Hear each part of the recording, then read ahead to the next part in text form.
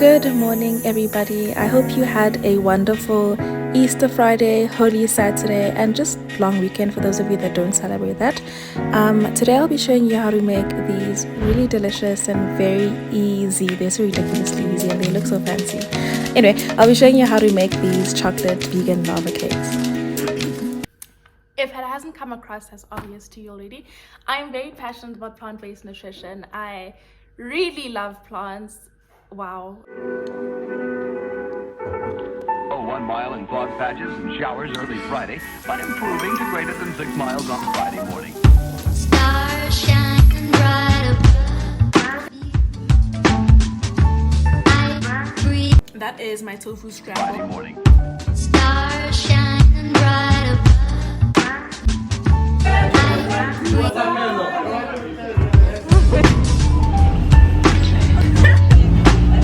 Sycamore tree. Dream a little dreamer.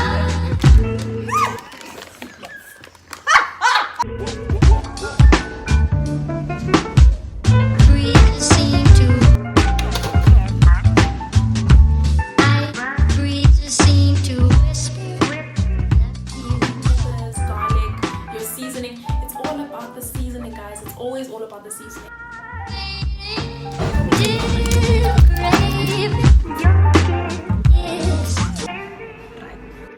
Obviously, I'm not claiming to hold all the answers, but I would love to share the few that I do have through recipes and cooking and trying out new things and just sharing my love with the rest of the world.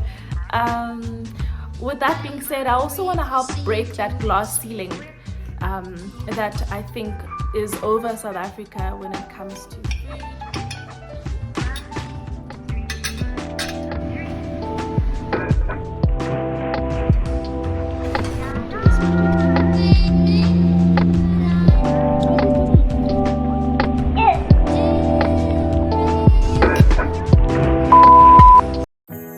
Before I start, I wanted to show you these chocolates that I ended up getting at Clicks, and I was so excited to see them, guys. They're completely vegan and they're milk chocolate, because you know usually vegan chocolate is dark chocolates, but I found milk chocolate that is vegan. So obviously I got excited because I could use it and it's much cheaper than the Woolworths range. So really the only reason I got it is because it was milk chocolate. Otherwise, I do highly recommend that you use dark chocolate for this recipe, just for a more richer flavor, and because you are making a chocolate lava cake, you want it to be as chocolatey as possible. Obviously, if you're not lactose intolerant like moi, then you do not have to worry yourself about what kind of chocolate you get. I guess just the flavor is important. But for me, I really did have to take into account the flavor and the lactose that should not be in my chocolate. Anyway, starting off with our recipe, you're gonna need 1 cup of flour, as well as 3/4 of a teaspoon of baking powder and 3 tablespoons of cocoa powder. Now, just a disclaimer, these ingredients were already sifted beforehand, and I highly recommend that you sift your ingredients as well, just because this recipe is a very sensitive one. You're trying to get as little lumps as possible, and if possible, then no lumps at all. Next, I'll be adding in 1/3 of a teaspoon of nutmeg. If you do not like nutmeg for whatever reason, you can skip this part completely, but I do think if you do like it or you can handle it, then I do think you should add it, because it does add a nice dimension of flavor to our lava cake batter, especially because it's during holiday times, well, Easter weekend. I think adding the nutmeg does make it a bit more, festive of a dessert. And then next, you're going to whisk your dry ingredients well, and then we're going to deal with our wet ingredients that we'll be adding into the microwave. And for that, we're going to be breaking up our chocolates, adding in some milk, adding in our salt, and then adding in our coffee granules as well. For our wet ingredients, we're going to be using 33 grams of chocolate, 1/3 cup of coconut milk. You can use whatever milk you like. I'm just using coconut milk because that's what I had on hand. My soy milk was finished and I had to take out some of the cream that was at the top. And in my silver bowl, I have 1.5 teaspoons of instant coffee and 1/2 teaspoon of salt. Then we put that in the microwave to melt, and especially because the coconut cream was so lumpy and stuff, we also needed the chocolate bar to melt, and then you give that a stir to cool down a bit, because you don't want to add it into your dry ingredients while it's still too hot, and while we wait, we're also going to be adding in some acid. Now you can use some apple cider vinegar or white vinegar, but I'm using lemon juice because that's also a good alternative to use as well. It doesn't impart too much of its flavor. And I'm using 1 tablespoon of lemon juice as well as 1.5 teaspoons of vanilla essence. And then you're just going to give that a mix and stir it, really to help it cool down and also to incorporate the ingredients well, as well as 4 tablespoons of brown sugar, although white sugar is also optional and maybe a bit more recommended because it disintegrates much easier. But anyway, if you stir it well, then it's not a problem. And to that also we're going to be adding in 4.5 tablespoons of neutral vegetable oil. I'm using canola oil from Food Lovers. Please do not use olive oil. I said it should be neutral. Thank you. And then we're just going to give it a little bit of a mix to incorporate everything well and to cool it down much more because it was a little bit still too warm for me at this point. But you don't want it to be completely cold. You still want it to be a little warm, just not too warm. I guess as warm as your water or milk that you add to instant teas when you're trying to activate it. And then we're going to add that into our dry ingredients and mix well until a nice loose batter is formed. I just want to reiterate how important it is for there to be no lumps in our batter at this point. So I am going to use a whisk instead of a scraper spoon. But the scraper spoon will come in handy towards the end when we're scooping it into our individual little ramekins and or muffin tins, whatever it is that you have. I'm going to use a muffin tin. So you're going to whisk it and then ensuring to work out those lumps if there are any, but just still trying not to over mix. And at some point it should look like this, nice and silky. I should add that I did add another 1/4 cup of coconut milk to this, more like coconut water because it didn't have that much of the cream in it, but that's fine. You just want it to be a nice loose consistency.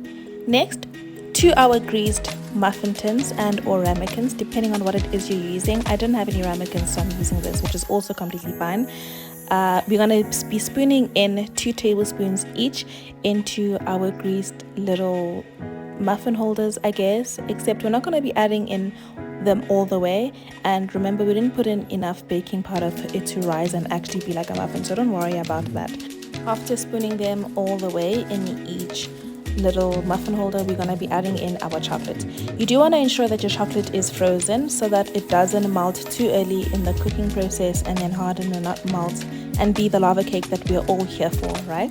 So you'll be adding in, depending on how high your chocolate is. Mine is a pretty flat one, so I could get away with adding in 2 or 3. But if you're adding in, like for example, Cadbury dark chocolate or a bar that's just very tall, you don't want it to be too high, so just be careful of that. But I'll say about 1 tablespoon worth of chocolate, and then on top we'll be spooning over 1.5 tablespoons on the top just to cover our little chocolates, and so that it is not too high that it will rise over, although it most likely won't because, like I said, the baking powder that we added in was too little for that to happen.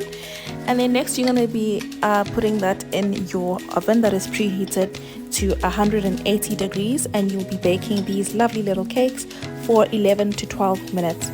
This is depending on how powerful your oven is. If you do have a very powerful oven, then I do suggest that you use the lesser time of 11 minutes, and if it's not so powerful like mine, then you will then just use the 12 minutes one. You really do not want to overcook these, otherwise your chocolate does risk on becoming too hard and not melting the way that we want it to. After baking it in an oven at 180 degrees that has been preheated, we take them out and let them cool down for about 2 minutes while the chocolate is still, because you don't want it to cool down for too long, since you want your chocolate to still be very hot and still melty and nice and silky. And then you'll be scraping it off from the sides and you're going to serve immediately. I do suggest that you serve these immediately and you don't keep them for long because, like I said, the chocolate will set and then it won't do the whole lava effect that we're looking for, the whole mouth-watering effect that we look for in a lava cake. Otherwise it'll just be like a softer brownie, I guess, with a chocolate center, you know. And even if you warm them in the microwave, it won't still have the same effect. I served mine with some icing sugar at the top and some little strawberries. I just thought this looked so cute. And look at the melted chocolate over there, guys. These were so delicious. They were a hit in my home. Actually, all the things I cook are a hit in my home, to be honest with you. But no need to brag. I just want to say that everybody enjoyed them. I'm pretty sure your family will as well, especially because this is a time that brings family together, these sorts of long holidays. And if you don't have that where you are right now, then the weekend is always an excuse to make something nice, you know, something to look forward to during the week. And you can make these ahead of time. They just won't have the whole lava effect. Still, they'll taste delicious, and you can keep them in the freezer and eat them at a different time. Please do enjoy and serve as desired. Thank you for watching, and as usual, please like, subscribe, and comment when you will be making these. Will you be making these? You know, yeah, keep warm and happy Easter, everybody. Bye bye.